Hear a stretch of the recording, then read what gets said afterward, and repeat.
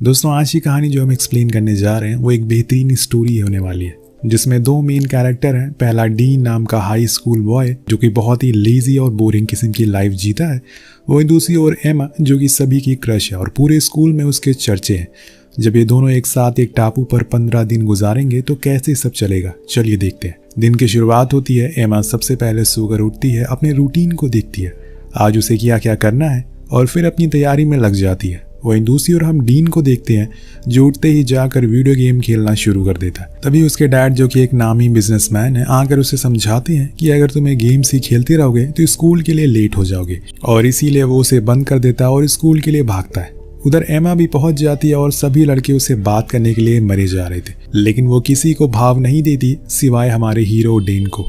लेकिन डीन एकदम अकेला रहता और इसी वजह से उसका कोई दोस्त भी नहीं है। तभी एमा भी उसे कभी बात ही नहीं करती। हालांकि वो उसे पसंद करता है, लेकिन उसके अंदर इतनी हिम्मत ही नहीं है कि वो उसे जाकर प्रपोज करे। इसके बाद हम देखते हैं कि इनका प्रोफेसर आकर सभी को बताता है कि वो लोग उन्हें एक ट्रिप पर लेकर जा रहे हैं जो कि एक काफी अलग जगह पर होने वाली है, जहां पर हमें कुछ नए कल्चर के बारे में सीखने को मिलेगा। सभी बच्चे बहुत ही एक्साइटेड हो जाते हैं। तभी पीछे मुड़कर एमा की दोस्त कहती है कि तुम्हें पता है कि डीन के अमीर डैड ने उसको पैसे दे दिए हैं उसको इस ट्रिप पर जाने के लिए। लेकिन एमा उसे चुप रहने को कहती है, जिसे सभी लंच के लिए जाते हैं, जहाँ पर एमा की सारी दोस्त उसके साथ ही बैठी होती हैं और बातें करती हैं इस ट्रिप के बारे में। लेकिन वहीं डीन अकेला चुपचाप सेब छिल रहा था। ट्रिप पर जाने से पहले डीन के डैड उसे समझाते हैं कि वहां जाकर सभी से अच्छा बिहेव करना, वरना तुम मेरी वहां पर भी नाक कटवा दोगे। तो डीन वादा करता है और सभी स्टूडेंट को देखते हैं जो कि उस आइलैंड पर पहुंच गए, जहां पर उनके साथ साथ और भी लोग थे जो एंजॉय कर रहे थे। वहीं एमा देखती है कि डीन अकेले बालकनी पर खड़ा होकर ड्रिंक कर रहा है। उसके ऊपर उसे तरस आता है, लेकिन तभी उसके दोस्त आकर उसे ले जाते हैं और फिर उसको भूल जाती है वो। इसके बाद सभी दोस्त अपने प्रोजेक्ट में लग जाते हैं और फिर ऐसे ही देखते देखते रात हो जाती है। तभी एमा के दोस्त आकर उसे बताती है कि कुछ दूरी पर एक याच खड़ा है जहां पर पार्टी हो रही है, हमें वहां पर चलना चाहिए। लेकिन वो मना कर देती है, ये कहकर कि उसकी तबीयत ठीक नहीं है। पर उसकी दोस्त जिद करने लगती है, इसीलिए एमा को भी जाना पड़ता है। हालांकि इस पार्टी के बारे में उनके प्रोफेसर को पता नहीं था, क्योंकि ये उनकी ट्रिप का हिस्सा नहीं है। वहां जाकर एमा देखती है कि कुछ लोग कुछ नशीली चीज़ों का सेवन कर रहे हैं और बहुत ड्रिंक भी कर रहे हैं। इसीलिए वो साइड में आकर खड़ी हो जाती है। वहाँ उसे डीन भी मिलता है और उसे भी ये सब चीज़ें पसंद नहीं आ रही थी, इसीलिए वो साइड में था। लेकिन तभी वहाँ पर पुलिस आ जाती है और उन्हें एक साथ लाइन में खड़ा होना पड़ता है, क्योंकि वो सभी कुछ नशीली चीज़ें कंज्यूम कर रहे थे। तभी हम देखते हैं कि एमा का पैर स्लिप हो जाता है और वो नीचे पानी में गिर जाती है। ऐसा होते हुए सिर्फ डीन ही उसे देखता है, इसीलिए वो भी पानी में कूदता है उसे बचाने के लिए। उन्हें वहां पर एक छोटी सी बोट दिखाई देती है जो कि शिप के साथ अटैच थी। वो दोनों उस पर बैठ जाते हैं और डीन बोट की रस्सी को काट देता है, क्योंकि उससे अपने डैड से वादा किया था कि वो किसी भी तरह की कोई दिक्कत क्रिएट नहीं करेगा, और इसीलिए वो पुलिस के चक्कर में नहीं पड़ना चाहता। वो एमा से कहता है कि जैसे ही पुलिस यहाँ से जाएगी हम लोग किनारे पर आ जाएंगे।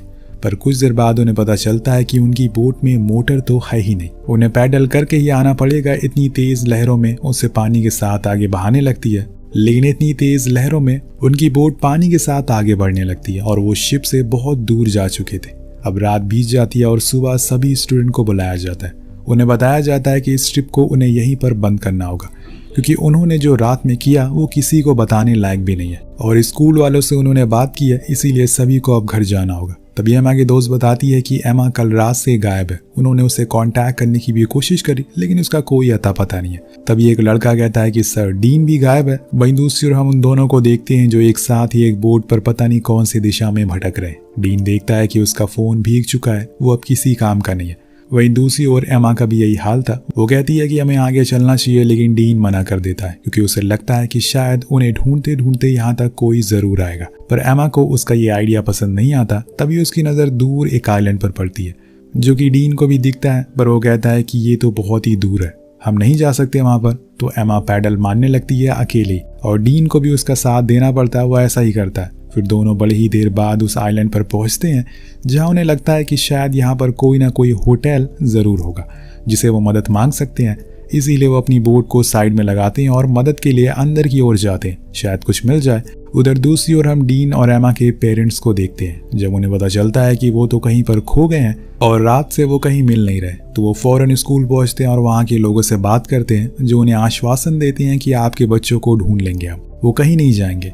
लेकिन उन्हें फिक्र हो रही थी। उधर एमा और डीन दोनों ही होटल की खोज में इधर उधर भटक रहे होते हैं। तभी उन्हें एक बहुत ही खूबसूरत वाटरफॉल दिखाई देता है। डीन जिद करता है कि वो इसमें कूदने जा रहा है, लेकिन एमा को पहले वो होटल ढूंढना है, इसीलिए वो उसे चलने को कहती है। अब बहुत देर हो जाती है, वो जगह की सबसे ऊंची जगह पर भी जाते हैं, लेकिन अभी तक उन्हें कोई होटल दिखाई दे ही नहीं रहा था। मतलब यहाँ पर कोई होटल है ही नहीं। एमा को समझ आ गया था कि वो अब सच में इस आइलैंड पर खो चुके हैं। अगर उसने मूवी टीवी की सर्वाइवल वीडियोस देखी होती तभी वो खुद को जिंदा रख पाएगी, वरना तो मुश्किल होगी। या तो उन्हें कोई जहरीला कीड़ा काट लेगा या फिर वो भूख उनकी जान ले लेगी। तो एमा डीन से पूछती है कि हमें सबसे पहले आग जलाना चाहिए ताकि कोई जानवर यहाँ तक ना आए। तो डीन अपना लाइटर दिखाता है जो कि उसके जेब में हमेशा रहता है। चलो, आज किसी के सुट्टे मारने की वजह से उसकी जान बच रही है। यहाँ डीन कहता है कि मेरे पास एक आइडिया है, क्यों ना हम लोग उस बोट पर बैठ किसी और आइलैंड की ओर चलें, शायद हमें वहाँ पर कुछ मिल जाए। तो एमा को भी ये ठीक लगता है, इसीलिए वो दोनों किनारे की ओर जाते हैं। लेकिन वहाँ जाकर वो देखते हैं कि उनकी बोट वहाँ से जा चुकी है और ये देखकर उनके होश उड़ जाते हैं। असल में पानी की बहाव के कारण वो बह चुकी थी। अब बस बची थी तो वो लाइफ जैकेट, जो कि डीन उठा लेता है। अब वो भी जा चुका है। उधर हम डीन के पेरेंट्स को देखते हैं जो स्कूल आकर हंगामा करते हैं कि उन्हें लग रहा है कि वो लोग उनके बेटे को ढूंढने की कोई भी कोशिश नहीं कर रहे, इसीलिए वो खुद उस आइलैंड पर जाने की बात करते हैं जहाँ पर ये लोग रुके हुए हैं। लेकिन स्टाफ कहता है कि उन्होंने पुलिस को इन्फॉर्म कर दिया है, उन्होंने अब रेस्क्यू मिशन भी शुरू कर दिया है। इधर दूसरी तरफ एक दिन बीत चुका था, अब रात होने को आई थी। एमा ने अपने बैग्स में कुछ चोको चिप्स रखे थे जो वो डीन को खाने को देती है। दोनों थोड़ी देर बात करते हैं और फिर सो जाते हैं। लेकिन यहाँ एमा को नींद नहीं आती, उसे किसी की आवाजें सुनाई दे रही थी जिसकी वजह से वो डर रही थी, इसीलिए वो पूरी रात सोती ही नहीं है। और सुबह डीन से जल्दी उठकर वहां पर SOS का साइन बनाने लगती है। जब डीन उठता है तो वो उसे पानी लाने को कहती है, लेकिन वो तो उठते ही स्विम करने के लिए चला जाता है। तो एमा को खुद ही जाना पड़ता है पानी भरने के लिए, पर वहां पर भी उसे कल वाली ही आवाजें आती है जिससे वो जल्दी से वापस आ जाती है। इसके बाद हम देखते हैं कि इन लोगों के पास एक फ्लेयर भी मौजूद है जो कि उस लाइव बोट में रखी हुई थी। अब समय रहते डीन ने उसे अपने पास रख लिया। इसके बाद वो अब शेल्टर बनाते हैं, क्योंकि ऐसे रहते हुए उन्हें काफी दिन हो गए। जिसके बाद ये कुछ खाने के लिए वहां पर उग रहे केलों को भी खाते हैं। इन्हें खाने और पीने की कोई कमी नहीं थी, लेकिन फिर भी एमा को अपने घर जाना है क्योंकि उसके मॉम डैड परेशान हो रहे हैं। इसके बाद हम देखते हैं कि न्यूज़ वाले बताते हैं कि सभी उन दोनों को ढूंढने की बहुत कोशिश कर रहे हैं, लेकिन शायद वो मर चुके हैं, इसीलिए पुलिस अब उनकी बॉडी को रिकवर करने की कोशिश में जुट गई है। लेकिन डीन के डैड अपने बेटे को जानते हैं, वो इतनी आसानी से गिव अप नहीं करेगा, इसीलिए वो उसे चॉपर से ढूंढने की कोशिश करते हैं। वही आइलैंड पर इन्हें साथ रहते हुए काफ़ी समय हो गया था, इसीलिए इनके बीच में एक अच्छी बॉन्डिंग हो जाती है। स्कूल में तो इन्होंने कभी बात नहीं की, लेकिन यहाँ पर आकर ये अच्छा टाइम स्पेंड कर रहे होते हैं। अब एक दिन जब ऐसे ही डीन वहाँ पर वॉक कर रहा होता है तो उसे एक कंकाल मिलता है, जिसे देखकर एमा भी बहुत डर जाती है और कहती है कि उनका भी कुछ दिन में यही हाल होने वाला है। लेकिन डीन समझाता है कि ऐसा कुछ नहीं है, ये शायद किसी पुराने मछुआरे या फिर किसी पायरेट का होगा जो यहाँ पर आकर फंस गया, लेकिन हमें हमारे पेरेंट्स ढूंढने के लिए जरूर आएंगे। एमा को डीन की बातें समझ आती है, इसीलिए वो चुप हो जाती है और वेट करने लगती है। अगले दिन जब एमा सोकर उठती है तो वो देखती है कि डीन वहाँ पर नहीं है। वो बहुत ही ज्यादा डर जाती है और डीन डीन कहकर आवाज लगाने लगती है, लेकिन वो तो कहीं दिखाई नहीं दे रहा था। तो वो आइलैंड के और अंदर जाती है, जहाँ पर वो डीन को देखती है जो कि एक गड्ढा खोद रहा था ताकि वो उस कंकाल को दफना सके। लेकिन एमा उस पर बहुत गुस्सा करती है और वो उसे बिना बताए कैसे यहाँ पर आ सकता है। उसे पता भी है कि वो कितना डर गई। इसी बीच उसका पैर स्लिप हो जाता है और वो गिर जाती है, जिससे कि उसके पैर में चोट लग जाती है। अब डीन फौरन उसे उठाता और सॉरी कहता है। इसके बाद वो उसके घाव पर मरहम लगाता है और तब वो एमा को अपनी मॉम की बात बताता है। एक दिन जब वो अपनी लाइब्रेरी में था तो उसकी मॉम उसकी वजह से स्टेयर से गिर गई, जिससे कि उनके सर में गहरी चोट लग गई और वो इस दुनिया से चली गई। वो हमेशा अपनी माँ की मौत का जिम्मेदार खुद को मानता है, इसीलिए वो अकेले ही रहना पसंद करता है। या वो उसे बता देता है कि वो उसे बहुत पहले से पसंद करता है, लेकिन कभी कह नहीं पाया। एमा उसकी बात सुनकर उसे सहारा देती है। वहीं दूसरी ओर हम इनके पेरेंट्स को देखते हैं जो डर डर कर इधर उधर भटक रहे थे। कितनी बार एम्बेसी जा चुके हैं, लेकिन किसी को कुछ मिल नहीं रहा। एमा की सारी दोस्त पैम्फलेट बांट रही होती हैं, लेकिन ऐसा करते हुए कई दिन बीत जाते हैं और फिर उन दोनों के पेरेंट्स ये मान लेते हैं कि उनके बच्चे अब इस दुनिया में नहीं रहे। जब इस बारे में न्यूज में आता है तो एमा और डीन के घर के बहुत सारे लोग ग्रीटिंग लाकर रखते हैं उसे सिंपैथी देने के तौर पर इन्हें ये नहीं पता कि वो अभी भी जिंदा है और अपनी जिंदगी के कुछ अच्छे पलों के साथ बिता रहे।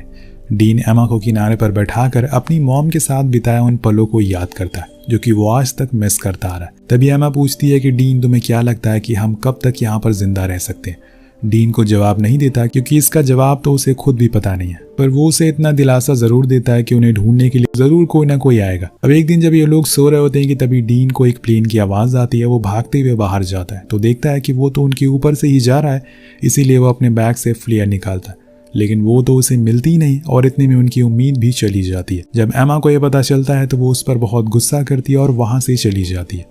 उसने उम्मीद अब छोड़ दी है कि वो अब अपने परिवार से फिर दोबारा कभी देख भी पाएगी और उन्होंने उसे कब का मरा हुआ मान लिया होगा, इसलिए वो फिर से अपने घर को बनाने में लग जाती है। अब इतने में डीन को कुछ आवाज आती है। जब वो उसका पीछा करता है तो वो असल में एक ब्लैक पैंथर था जो उसे देख लेता और उसके पीछे पीछे भागता है। डीन भी खुद की जान बचाने के लिए भागता है। जब उसकी आवाज एमा सुनती है तो उसके पास आती है और देखती है कि डीन ने उस पैंथर को मार दिया है। अब वो यहाँ पर रहना सीख गया है। दोनों हर दिन कुछ मछलियां पकड़ते हैं और साथ में उसे खाते हैं। उन्होंने एक लकड़ी का प्रॉपर घर भी बना लिया है क्योंकि उन्हें यकीन हो गया था कि अब शायद उन्हें ढूंढने के लिए कोई भी नहीं आएगा। वहीं डीन के डैड उसे बहुत मिस करते हैं। वो बार बार उसके रूम में जाते हैं, लेकिन डीन तो वहाँ है ही नहीं। वो हमेशा से उसे याद करते आ रहे हैं। काश उनके पास उनका बेटा वापस आ जाता।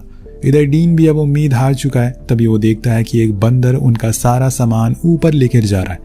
उसके हाथ में उनकी वही फ्लेयर भी मौजूद है। अब डीन उसे वापस देने को कहता है, लेकिन वो नहीं देता तो एमा उसे केले का लालच देती है, जिससे कि वो उस फ्लेयर को नीचे फेंक देता है और ऐसे ही समय बीतने लगता है। अब ये लोग जब मछली पकड़ रहे होते हैं तभी फिर से इतने दिन बाद आसमान में एक उम्मीद नजर आती है। ये एक चॉपर है। अब इनके पास फ्लेयर भी है, इसीलिए फौरन बाहर जाते हैं और उसे शूट करते हैं। इस बारी एमा ने कोई भी देरी नहीं की थी, जिसकी वजह से वो इन्हें देख लेते हैं और रेस्क्यू कर लेते हैं। अब जब इस बात की खबर फैलती है, जो 3 महीने से 2 स्कूल स्टूडेंट गायब हुए थे उन्हें साइलेंट से रेस्क्यू कर लिया गया। वो सभी मीडिया वाले इन्हें कवर करने के लिए आ जाते हैं।